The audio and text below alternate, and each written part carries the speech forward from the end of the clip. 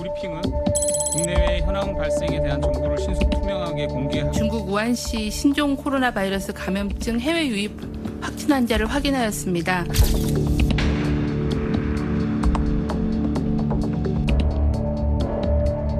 저희 안 그러면 또 잘려서 못 살.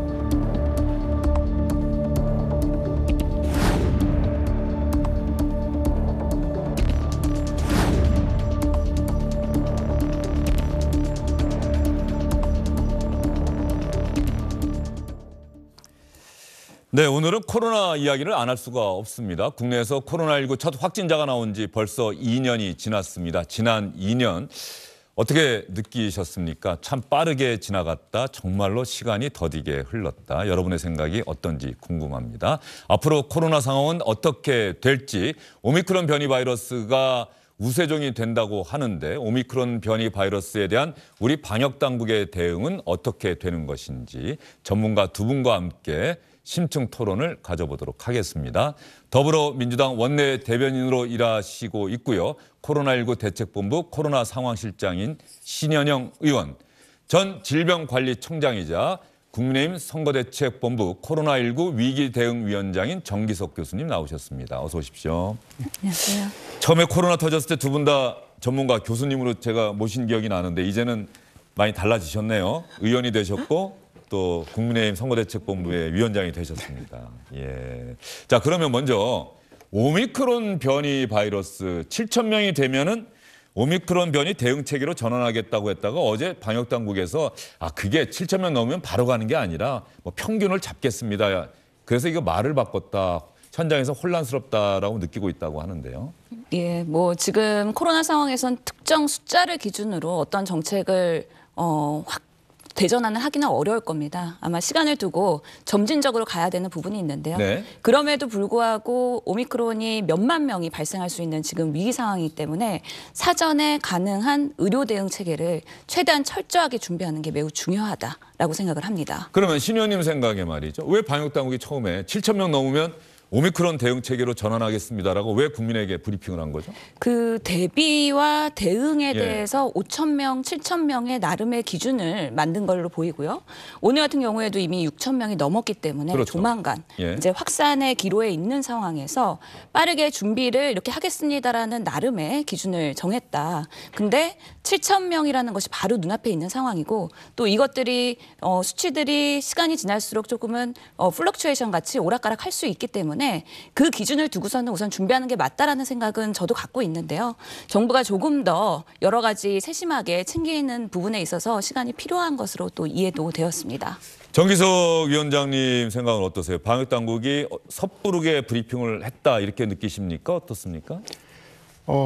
숫자를 제시한 것은 잘한 것이죠. 왜냐하면 뭐 어떤 숫자 기준이 있어야 되는 거니까. 그런데 하루 만에 이제 번복을 해서 어저께 기자단에서 아마 항의도 있고 그랬던 것 같습니다. 그래서 아마 이것은 제가 보기에는 컨트롤 타워의 문제, 그전부터 제가 늘 기회가 되면 제기를 했지만은 누가 과연 이 방역의 운전대를 제대로 잡고 똑바로 가고 있는 것인가. 똑바로 가려고 하는데 누군가가 자꾸 핸들을 틀어서 가다 말다 하는 게 아닌가. 그렇지 않다면 하루 만에 이렇게 같은 실무 최고 책임자들이 다른 얘기를 하기가 좀 쉽지는 않다고 봅니다. 예, 여전히 방역 당국의 토론과 뭐 이른바 수기 끝에 나온 결론이 아니라 뭔가 정무적인 판단이 우선시되고 있다. 뭐 이런 생각을 하고 계시는 겁니까? 그런 생각을 지울 수 없습니다. 정기석 교수님의 이 생각에 신현영 의원 동의하십니까? 우선은 여러 가지 준비를 지금 계속 해오고 있는 상황이기 때문에 이런 뭐 한 번의 그런 설명에 대해서 뭐 그런 공격을 하거나 아니면 비난을 하거나 그런 것보다는 정부의 그런 상황에 대해서 저희가 충분히 같이 공감하고 준비하고 대응하는 지금의 어떻게 보면 오미크론 대확산의 어떻게 보면 위기 상황에서 미리 잘 준비를 할 수 있는 협력의 그런 모습을 보이는 게 더 중요하지 않나라고 생각합니다. 예. 신현영 의원님 말씀 들으니까 어제 조동찬 의학 전문 기자가 나와서 오미크론 대응 체계로 전환하는 기준이 7,000명이라고 하는데 왜 7,000명이 기준입니까? 그랬더니 조동찬 기자가 저도 잘 모르겠어요라고 대답하더라고요. 그런 인원 기준 같은 건 어떻게 정해지는 겁니까? 그걸 저도 모르겠습니다. 예. 신 의원님 아십니까? 명확한 뭔가 근거 기반의 예. 기준은 아니라고 생각을 하고요. 다만 우리가 지난 위드 코로나 때 7,000명, 8,000명을 경험해보지 않았습니까? 아마 그거에 준해서 이 정도 이상이 됐을 때 우리 의료 체계가 경증 그리고 중등증 그리고 중증에 대해서 제대로 준비가 되어 있는지에 대해서 한번 그 기준을 갖고서는 대응과 준비를 하자라는 의도가 아니었을까 저희도 추측만 해봅니다. 자, 그러면 왜 제가 이 질문을 첫 질문으로 드렸느냐 그 이유를 저희가 준비한 영상 보면서 시청자 여러분과 함께 확인해 보도록 하겠습니다. 저희가 7,000명이 한 번 나오게 되면 바로 지금 시행할 계획으로 있습니다.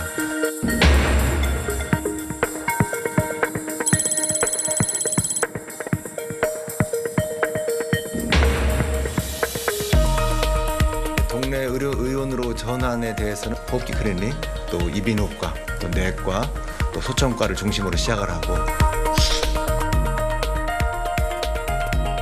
환자를 검사할 수 있는 그런 구분된 공간이 없어요. 방호복을 또 입고 있어야 되는데 저는 이 환자뿐만 아니라 다른 환자도 볼 거잖아요.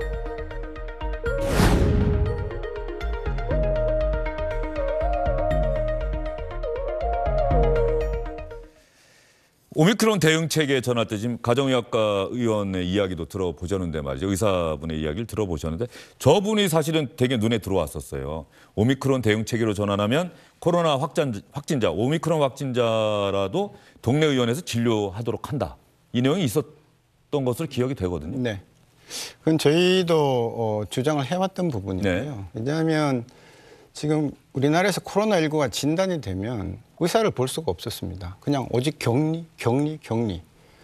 어저께 제가 외래 보는데 환자 한 분이 다녀갔는데 재택 격리를 하고 자택 격리를 했는데 열흘 동안 의사하고 통화를 해본 적이 없다는 거예요. 원래 적어도 이게 통화를 통해서 네. 상태 이야기하고 그러지 않습니까? 예, 누구하고 얘기했냐니까 뭐 간호사 같기도 하고 뭐 이렇게 하고 아무런 그럴 정도로 지금 준비가 좀 안 돼 있는 그런 부분 때문에 지금 저렇게 말씀하시는 게 조금 무리일 수는 있는데요. 네.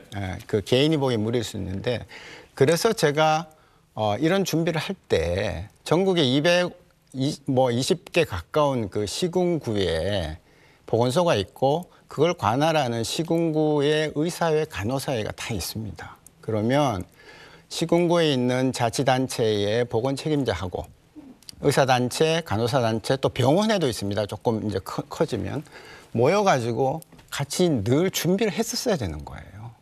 오미크론 온다고 우리가 벌써 경종 울린 지 한 달이 넘어가고 있지 않습니까? 준비를 해야죠. 그러면 우리 동네는 내과 의사가 몇 명이고 가정의학과 의사가 몇 명이고 이비인후과 의사가 몇 명이니까 어떻게 당직을 쓰고 어떻게 한다라는 거죠.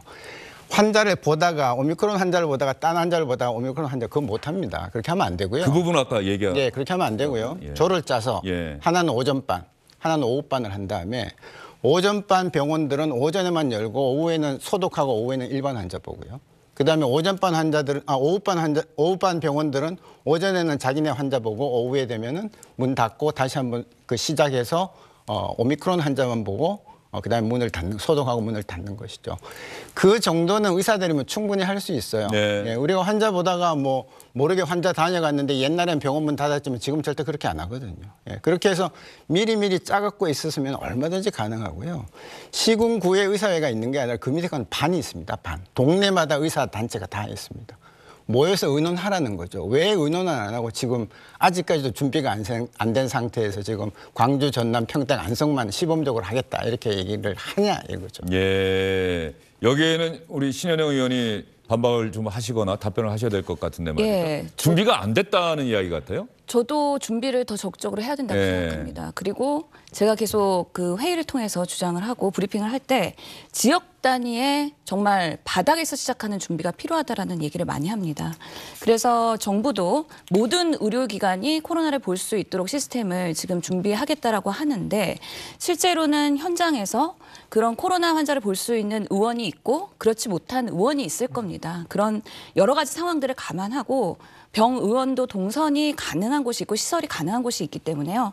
자발적인 그 참여를 바탕으로 해서 참여가 가능한 의원과 병원이라면 그 지역의 의료 자원에 맞춰서 어느 병원에서 외래진료센터를 중점으로 할 것이냐가 만들어져야 된다고 생각을 하고요. 그런 면에서는 정말 반상회 같은 우리 지역마다의 의사 모임들이 빠르게 이루어져야 된다고 생각을 합니다. 잠깐 드는 궁금증이 방역당국에서는 오미크론 대응체계 전환, 방역당국의 머릿속과 이 문서에는 있는데 이게 현장에 전국 각지의 병의원회까지는 전달이 안 된 것 아니냐 이런 생각이 좀 드는데 말이죠. 지금 서울시 의사회를 중심으로 예. 해서 시범 사업을 진행을 하고 있습니다. 그렇기 때문에 1차 의료에서 어디까지 어떻게 할 수 있는 시스템이 가장 이상적인가에 대한 그 고민을 하고 있다고 생각을 하고요.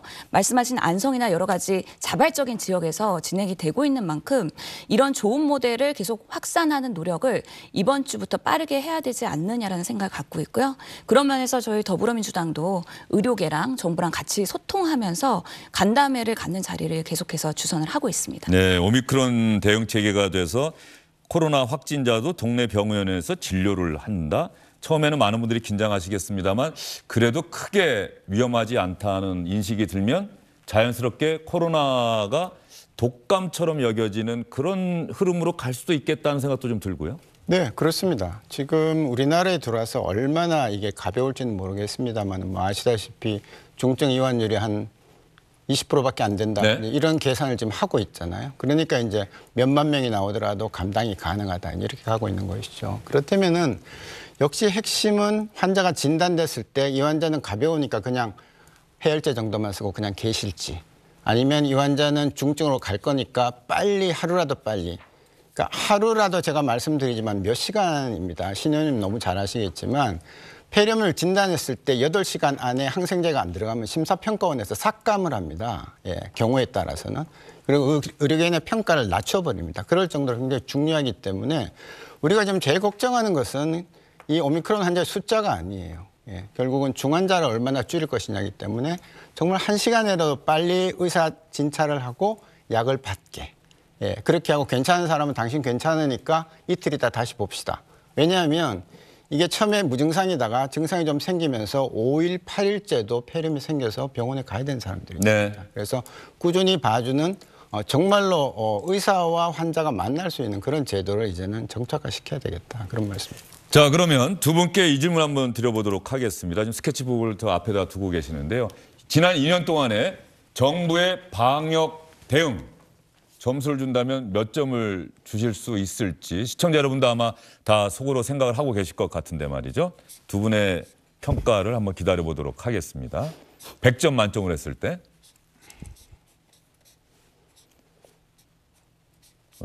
신 의원님은 상당히 오래 많이 쓰시네요. 예. 예, 알겠습니다. 자, 그러면 두 분 한번 보여주시겠습니까? 카메라를 향해서. 예, 신 의원님은 판단을 유보하셨네요. 끝나야 판단 가능하다. 코로나가 종식돼야 판단 가능하다. 정기석 교수님은 80점을 주겠다. 그러면 정확하게 숫자를 쓰시는 우리 정기석 교수님 생각부터 한번 들어볼까요? 왜 80점입니까? 예. 후할 수도 있고 박할 수도 있고 그런 이게 점수 하나 같아요. 더 있습니다. 네. 네. 국민은 100점, 정부는 60점, 그래서 80점. 합의 80점입니다. 예. 우리나라가 잘했습니다. 늘 이제 정부가 지금 자랑하면서 하는 얘기가 인구 100만 명당 뭐 발생률이 낮고 딴 나라에 비해서 또 뭐 10만 명당 치명률이 낮고 잘했죠. 국민이 제일 잘했죠. 인정하는 바 아닙니까? 지금 2년 동안 생고생하면서 마스크 다 쓰고 사람 안 만나고 아무 데서나 손소도 이렇게 지냈죠. 정부는 제가 60점 좀 박할지 모르겠습니다만은 왜냐하면 공부를 잘하는 아이가 공부를 못하면 조금 더 박하게 됩니다. 예, 우리나라는 이런 인프라가 정말 잘 갖춰져 있는 나라입니다. 12월 달에 입원을 못해서 집에서 사망하는 환자들이 있었는데요. 정부가 나서서 준비를 하니까 불과 얼마 만에 다 없어져 버렸어요. 갑자기 의사를 만들었습니까? 간호사를 만들었습니까? 병원을 지었습니까?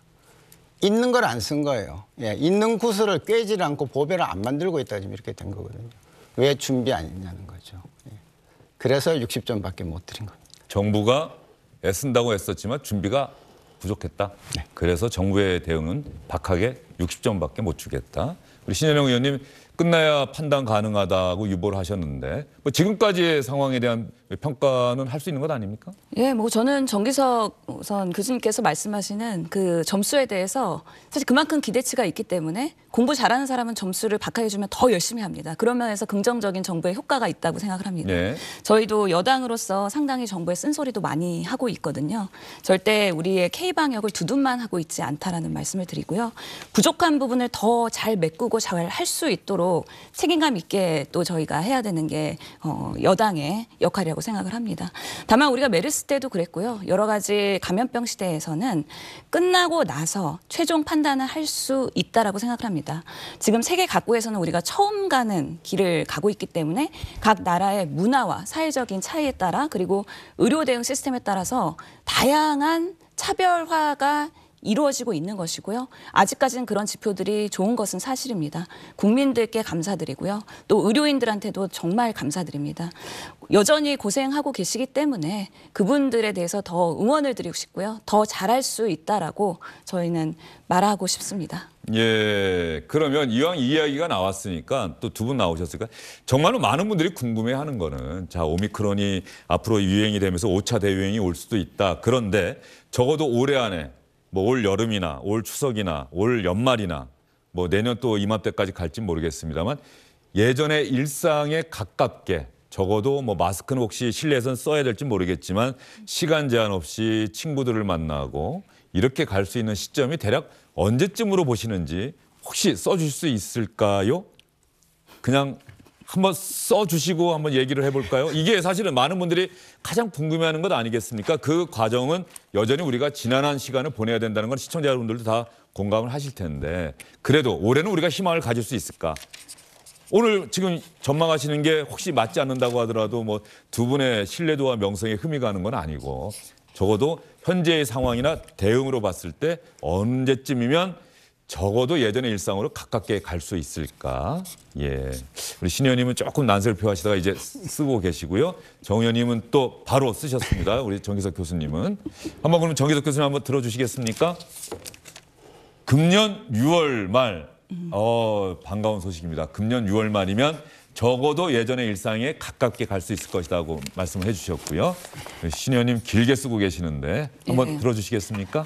저는 2020년 코로나 급성기는 마무리될 것. 급성기라고 하는 말이 어떠신가요? 22년입니다. 예, 그래서 올해에는 코로나에 대한 그런 급성, 뭔가 사망자가 속출하고 치명률이 급증하고 그런 우리가 어떻게 보면 코로나 쓰나미라고 생각이 드는 그런 시기를 지난 2년간 보냈는데요. 그런 부분에 있어서의 뭔가 재난 상황은 조금 이제는 치료자 백신이 나왔으므로 해결되지 않을까라는 생각이 들고요. 여러 변이들이 또 계속 나올 수가 있습니다. 하지만 우리가 조금은 유연하고 합리적으로 대응할 수 있는 무기들이 많이 생길 것 같다. 그리고 우리가 이에 대한 바이러스의 공포와 불안도 이제는 좀 해소될 수 있는 여러 가지 시스템이 갖추어지지 않을까 기대를 하면서 예단할 수는 없지만 WHO에서도 말했던 것처럼 코로나의 그런 어큐트 페이즈, 급성기는 좀 마무리가 되지 않을까 기대를 해봅니다. 그러니까 신 의원님은 올 연말까지 좀 길게 보신 겁니까? 예. 그래도 우리가 오미크론을 겪으면서 어떻게 보면은 국내에서는 아직 어떤 방향으로의 또 위험 상황이 발생할지 모르기 때문에 예단하면 안 된다고 생각하지만 치료자가 나왔고 또 우리가 면역력이 증가한다면 또 좋은 시기를 빠르게 당길 수도 있다라는 희망도 한번 가져봅니다. 정기석 교수님 금년 6월 말이라고 아마 우리 시청자분들이 정기석 교수님의 이 전망을 보고 아마 많이들 얘기하실 것 같아요. 친구들 만나서 야 6월 말이면은 뭐 끝난대라고 얘기할 수도 있을 것 같은데 말이죠. 네, 끝은 아닙니다만은 지금 이제 오미크론 하나 남았습니다. 오미크론이 남았는데 정말 우리나라에서 위중증률이 얼마나 갈지 정말 궁금합니다. 지난 12월 달에 델타 가지고 2.78% 갔습니다. 굉장히 높았죠, 최고로. 이게 만일 한 10분의 1 정도 떨어진다면 0.2% 정도 된다면 저희는 오미크론 쉽게 갈 수 있습니다. 네. 네. 그리고 어쨌든 환자는 증가할 겁니다. 얼마나 증가할지는 모르겠지만 지금부터 증가하기 시작했으니까 아마도 2월, 3월 빠르면 3월 초 정도에 피크를 치고요. 그다음에 이제 내려가기 시작할 겁니다. 보통은 올라가는 길보다 내려가는 길이 훨씬 길었습니다. 근데 저는 이번에 좀 짧게 보고 있습니다. 왜냐하면 약이 있고 치료제가 있고 면역이 많기 때문에 그렇습니다. 3차 접종은 다 하셔야 됩니다. 3차 접종 했기 때문에 어느 정도 막으면서 갈 거라고 보고요. 그렇다면은 한 5월이나 6월 초쯤 되면 어느 정도 정리가 되지 않을까. 그리고 그때는 날이 굉장히 따뜻해집니다. 호흡기 바이러스는 뭐 당연히 겨울철 병입니다. 지난번에 11월 1일 날 갈 때 제가 제발 그렇게 가지 말라고 말렸던 이유가 이게 한겨울에 폭풍 속으로 그냥 배를 몰고 가는 거예요. 위드 코로나로. 그렇죠. 위드 코로나. 예. 그래서 이제 위드 코로나는 이제 5월부터 가면 됩니다. 지금 이제 오미크론 잘 극복하고 문제는 이제 새로운 변이겠죠. 새로운 변이가 나올 때가 또 됐습니다. 4월 달에 델타 나오고 11월 달에 오미크론 나왔기 때문에 또 한 7개월 지나는 뭐 한 5월이나 6월에 새로운 또 변이가 나올지 모릅니다. 그러나 그때쯤이면 지금 사실은 아직 개발 중이지만 괜찮은 약들이 막 나오고 있거든요. 그리고 아마도 펜 코로나 백신이라는 전반적으로 코로나를 아우를 수 있는 백신이 지금 개발 중에 있습니다. 그렇기 때문에 우리는 무기가 상당히 많아졌다. 네. 그런 생각을 가지고 있습니다. 예. 정기석 교수님 말씀 들으면서 예전에 배웠던 공무도화가 생각이 나네요. 그 강을 건너지 말라고 그렇게 애원했는데 그 강을 건너다가 이 일을 어찌할꼬 그랬는데 위드 코로나로 가지 말아달라고 그렇게 요구했는데 정부는 갔고 45일 만에 위드 코로나에서 다시 거리두기 쪽으로 전환을 한 것이죠. 어떻습니까? 그 당시에 신현영 의원님 민주당 뭐 정부에 대해서 그런 얘기를 하셨습니까? 아니면 정부와 같은 생각이셨습니까? 우선 아까 정기석 교수님 말씀하신 거에 조금 첨언을 네. 하고 싶은데요. 지금 우리가 언제 종식이나 조금 위드 코로나가 가능할까에 대한 궁금증을 가지고 계시기 때문에 지금의 계속 변이의 양상을 보면은 전 세계적으로 백신이 취약한 국가에서 변이종이 강하게 나오고 있고 그것이 또 글로벌하게는 확산되고 있는 시점이기 네. 때문에 사실 우리나라도 잘 대응하는 게 중요하지만 글로벌하게는 백신의 연대 협력을 잘하는 게 매우 중요하다. 그런 면에서 세계 각국들이 유엔이든 아니면 G7이든 OECD든 다 같이 정상들이 모여서 나름의 합의와 그런 저개발 도상 국가를 위한 여러 가지 백신 도움에 대한 뭔가 논의가 있어야 된다라는 네. 생각이 2022년에 들고요. 백신의 불균형을 해소해야 한다. 예. 그리고 위드 코로나에 대한 부분은 11월 달에 참 뼈아픈 결과였지만 예. 실제로는 우리가 처음 가는 길이면서 백신의 면역력이 고위험군에서 특히 고령에서 이렇게 짧을 것이라는 예측을 할 수가 없었던 참 안타까운 결과였다고 생각을 합니다. 그럼에도 불구하고 11월 달에 갈 수밖에 없었던 그 상황은 우리가 코로나에 의한 고통도 있지만 코로나로 인한 간접적인 사회적 고통이 우리 소상공인부터 여러 취약계층에서 더 컸었던 것을 보면서 저희가 정치를 하는 입장에서 온 국민을 생각했을 때 우리의 국민들이 정말 코로나로 인한 간접 피해를 어떻게 하는 것이 최소한의 우리가 정치인으로서 그리고 국가의 도리일까에 대한 고민을 했었다라는 말씀을 드립니다. 그리고 그 필요성에 대해서는 또 여전히 느끼고 있기 때문에 이번 오미크론이 우리가 처음 경험하지만 또 어떤 반응으로 나타날지 모르지만 빠르게 또 다시 일상으로 돌아갈 수 있는 유연함과 조금은 합리적인 방안으로의 이제는 방역이 마련되어야 되지 않을까라는 생각도 하고 있습니다. 그러면 지금 두 분 말씀 들으면서 위드 코로나 때 정부가 다 예상했던 수준의 확진자가 나왔고 그런데 그 당시에 우리의 의료 체계가 그걸 감당해내지 못했다. 이건 아닙니까? 그래서 거리두기로 다시 돌아간 건데 지금 오미크론 지금 두 분 다 뭐 3월 초 이때쯤 정점을 찍고 상당히 많이 나올 것이다. 다 예상하고 있잖아요. 그러면 우리 의료 체계가 이전 이걸 대응할 수 있도록 준비가 돼 있습니까? 더 열심히 해야 된다고 저는 생각을 합니다. 어떻게 될지는 확신을 갖고는 말씀 못 하시는 겁니까? 지금 경증의 환자가 폭발적으로 몇만 명이 나올 가능성이 있는 상황인데요. 결국에는 경증 환자의 재택 치료를 더 내실화해야 된다라는 생각이 있습니다. 오늘 이재명 후보께서도 코로나 긴급 간담회와 긴급 기자회견을 통해서 이런 부분에 대한 주문을 하신 거거든요. 우리가 방역으로만 너무 조이지 말고 결국에는 감당 가능한 의료 시스템이 재택 치료부터 우리가 건강 모니터링을 조금 더 디지털화해서 촘촘히 하자라는 말씀을 하셨고요. 그런 부분에 있어서 의료 체계에 대한 정비를 주문하신 겁니다. 그리고 각 지역별로 재택 치료 받다가 혹시나 모니터링에서 이상 신호가 걸렸을 때 어느 병원으로 전원할 것인지에 대한 감염병 전달체가 지역별로 마련되어야 된다. 이런 체계 구축을 빠르게 해야 된다는 부분에 있어서는 아주 중요한 부분인데요. 정부도 진행을 하고 있지만 아직까지는 완성되는 데 시간이 좀 걸릴 것 같아서 그런 부분을 조속하게 하라고 더불어민주당에서 주문을 하고 있는 상황입니다. 예, 국민의힘의 뭐 기조는 어떻습니까? 예, 오미크론 대응 체계 관련. 평을 맞추기 위해서 저도 예. 윤석열 후보님 말씀을 좀 드려야 되겠는데요. 그 과학적 방역이라는 그 화두를 들고 나오셨죠. 예, 제가 60점을 박하게 드린 이유가 정부에 정말 고생 많이 했습니다. 제가 얼마 전에도 손반장 만나서 정말 고생 많이 한다고 예. 두 손 잡고 제가 인사를 했는데요. 손영래. 예, 그렇습니다. 그런데 아까 7,000명부터 숫자가 이해가 안 가는 겁니다.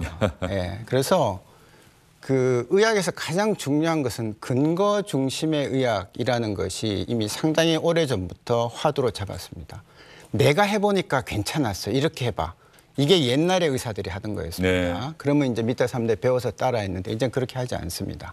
예. 그래서 정확한 연구로 디자인을 잡고 연구를 해서 나오는 근거를 갖고 해야 되는데 우리나라 근거 되게 많아요. 지금 PCR 검사를 1억 개를 했습니다. 그러면 그때 들어갔던 정말 뭐 수천만 명 정도의 역학조사 자료가 다 있을 텐데. 자료가 축적돼 있겠네요. 그걸 가지고 계속 자료를 생산하면서 전문가들을 우선 설득을 시켜야 되고 국민을 설득시켜야 되고 스스로 설득이 당해야 되고 네. 그 정부가. 그렇게 나가는 것이 과학적인 방역이고 근거 중심의 의학인데 저는 그런 부분에서는 상당히 좀 못 미쳤다 아쉽다. 그리고 질병청이 되면서 국립과학감염연구센터가 생겼습니다. 그러면 거기에서도 많은 자료를 계속 냈었어야죠. 지금 1년이 넘어가는데 자료는 상당히 실망스럽습니다. 예. 오늘 조금 전에 기사가 나온 것 같은데 말이죠. 그동안 사실 코로나 상황에서 가장 비극적이었던 상황이 요양시설에 계시는 부모님이 코로나 확진 판정받고 돌아가시면 화장을 먼저 다 하고 그다음에 이제 가족들에게 그 유해가 넘겨오는 이거 정말 인륜을 그래서 이걸 지금 정부에서 지침이 바뀐다. 이제 선 장례하고 그다음에 화장을 하도록 해주겠다는 기사가 조금 전에 떴는데 이것도 어떤 국민적 요구를 반영해서 이렇게 결정을 한 거겠죠? 예, 맞습니다. 작년에 그 대정부 질문에서 정세균 총리한테 제가 했었던 부분인데요. 실제로 작년 1월 1일 날 일산병원에서 제가 코로나 병동에 들어가서 봉사를 하면서 놀랐던 것은 처음으로 의사로서 본 장면인데요. 병실 안에 관이 그대로 들어갑니다. 아이고. 그래서 사망한 분들은 비닐에 쌓여서 관으로 병원으로 송출되는 모습을 보면서 깜짝 놀랐습니다. 그리고 얼마나 많은 유가족들이 정말 그 장래에 우리 그 망자를 애도하는 시간을 어떻게 보면 뺏기고 있는 거다라는 안타까운 마음이 있었고요. WHO 가이드라인과 우리나라의 가이드라인을 비교했을 때 실제로 장례를 하고 또 땅에 묻을 수 있는 지침들이 허용이 되는 부분이 있어서 이 부분에 대한 정부의 검토를 요청을 했었습니다. 시간이 많이 걸리긴 했지만 그래도 우리가 화장터로 곧바로 가는 게 아니라 망자를 애도하고 임종의 순간을 조금 더 유가족들이 가질 수 있다면 이제는 이것 또한 우리가 위드 코로나라고 가기 위한 일환이지 않을까라는 생각도 해봅니다. 자, 그러면 이 질문 드려볼게요. 지금 젊은 층에서 말이죠. 오미크론 변이 바이러스는 막을 수 있는 백신이 없대. 이제 이런 이야기를 많이들 하고 있다고 하는데 이제 4차 접종까지 해야 되는 거냐. 뭐 이스라엘은 지금 하겠다고 발표까지 한 것 같은데 말이죠. 지금 많은 분들이 이제 백신이 과연 이게 효과가 있는 건지 물론 위중증으로 안 가게 해준다라고 하는 건 아는데 그렇다고 돌파 감염이 안 되는 게 아니니까 4차 접종 해야 한다? 안 받아도 된다? 어떻게 생각하십니까? 예, 얼마 전에 정부에서 4차 접종 검토 얘기가 한번 나왔다가 그다음에 이제 이어지진 않았는 걸로 알고 있는데 유럽식품의약청인가요? 거기서는 이게 백신에 의존해서는 인간의 자연 면역력 이게 약화돼서 오히려 더 안 좋은 결과를 낳을 수도 있다. 뭐 이런 또 보고서가 나오기도. 예, 그런 이론도 있습니다. 예. 그 항체가 너무 많으면요. 그 항체가 너무 많은 항체가 바이러스가 들어왔을 때 바이러스를 물고 우리의 면역세포로 들어가 버립니다. 그럼 면역세포가 깨지면서 오히려 면역이 없어지는 그런 현상이 생길 수 있는 것이죠. 아직 코로나에서는 증명은 안 됐지만 다른 병에서는 증명이 되고 있거든요. 그래서 저는 같은 백신을 4번 맞는 것은 상당히 신중하게 결정을 해야 된다. 저는 개인적으로는 아마 안 맞을 생각이 좀 있습니다. 왜냐하면 예. 첫째는 이 오미크론에 지금 이 3번 맞아도 잘 듣지가 않습니다. 그건 누구나 다 인정하는 바이기 때문에 아주 새로운 백신, 아까 제가 말씀드렸던 범 코로나 백신이 나오면 혹시 모르겠습니다. 그러나 이번에는 그냥 늦게 안 맞고 지나가면서 오미크론 눌러주고 가을철에 한 번씩 맞는 백신이 그때 개발된다면 1년에 한 번씩 맞는 걸로 당분간 몇 년은 가면서 위드 코로나로 가는 것이 가장 좋은 시나리오다. 그렇게 보고 있습니다. 신 의원님 짧게 한번 4차 접종에 대한 예. 저는 뭐 근거가 없으면 아직까지는 판단하기 어렵다고 생각하지만 특정 군에 대해서는 접종을 했을 때 또 득실이 있을 수 있다라는 판단이 있고요. 그런 대상을 잘 정부가 근거 중심으로 판단하는 그런 대안을 마련했으면 좋겠고 1차, 2차, 3차는 기본 접종을 하고요. 4차는 선택적인 여지를 놔두는 것도 하나의 방법이지 않을까 싶습니다. 알겠습니다. 두 분의 말씀 들으면서 오늘 그 이야기가 역시 가장 기억이 남네요. 정기석 교수님 6월 말이면은 어느 정도 코로나 사태를 좀 마무리하면서 예전의 일상에 가깝게 갈 수 있지 않을까? 우리 신 교수님 늦어도 올해 안에는 이런 코로나 급성기, 코로나 사태라고 부르는 이 상황이 종료될 수 있다. 이 말씀 기억하면서 오늘 두 분 여기서 보내드리도록 하겠습니다. 수고 많으셨습니다. 주영진의 뉴스 브리핑 잠시 후에 다시 돌아오겠습니다. 캄캄해서 더 나아가기엔 너무 힘들어서 잠시 뒤를 돌아봤을 땐 내게 의지하는 사람들이 생각보다 더 많아서 다시 한 걸음 내디뎠지만 로이킴의 노래 살아가는 거야 라고 하는 노래가 나오고 있습니다. 예, 가사가 앞이 캄캄해서 더 나아가기엔 너무 힘들어서 잠시 뒤를 돌아봤을 때 내게 의지하는 사람들이 생각보다 많아서 다시 한번 한 걸음 내디뎠지만 예, 코로나19 상황을 생각하면 여러분도 로이킴의 이 노래 가사 그대로 하지 않았을까 싶습니다. 그런데 오늘 전문가들도 말씀하셨습니다. 분명히 올해 안에는 이르면 올해 상반기 안에는 우리는 예전의 일상으로 돌아갈 수 있을 것이라는 희망과 믿음을 갖고 지금의 어려운 상황을 꼭 견뎌내고 이겨냈으면 좋겠습니다. 주영진의 뉴스 브리핑 그런 희망과 믿음을 갖고 오늘은 여기서 인사드리겠습니다. 고맙습니다. 언젠가는 결국 끝이 나겠지. 그 뒤엔 무언가 캄캄해서 더 나아가기엔 너무 힘들어서 잠시 뒤를 돌아봤을 땐 내게 의지하는 사람들이 생각보다 더 많아서 다시 한 걸음 내디뎠지만 로이킴의 노래 살아가는 거야 라고 하는 노래가 나오고 있습니다. 예, 가사가 앞이 캄캄해서 더 나아가기엔 너무 힘들어서 잠시 뒤를 돌아봤을 때 내게 의지하는 사람들이 생각보다 많아서 다시 한번 한 걸음 내디뎠지만 예, 코로나19 상황을 생각하면 여러분도 로이킴의 이 노래 가사 그대로 하지 않았을까 싶습니다. 그런데 오늘 전문가들도 말씀하셨습니다. 분명히 올해 안에는 이르면 올해 상반기 안에는 우리는 예전의 일상으로 돌아갈 수 있을 것이라는 희망과 믿음을 갖고 지금의 어려운 상황을 꼭 견뎌내고 이겨냈으면 좋겠습니다. 주영진의 뉴스 브리핑 그런 희망과 믿음을 갖고 오늘은 여기서 인사드리겠습니다. 고맙습니다. 언젠가는 결국 끝이 나겠지. 그 뒤엔 무언가 안녕하십니까, 주영진입니다. 더 많은 뉴스와 라이브 이벤트를 보고 싶으시다면 화면 오른쪽을 눌러서 구독해 주시기 바랍니다. 저희 SBS 앱을 다운로드 받으시면 뉴스 속보 알림도 받아보실 수 있습니다. 텔레비전으로도 SBS 뉴스, 유튜브로도 SBS 뉴스 잊지 마시기 바랍니다.